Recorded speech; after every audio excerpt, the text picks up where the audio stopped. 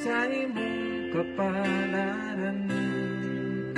Si Jesus mo uban sa malisod nga mga dalan, sa bukto niya agakon o sapnayon. Ayaw kalibugi ang imong kaugmaon.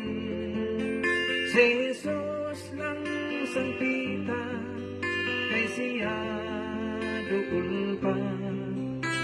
Siya matinaganon o maluluyon.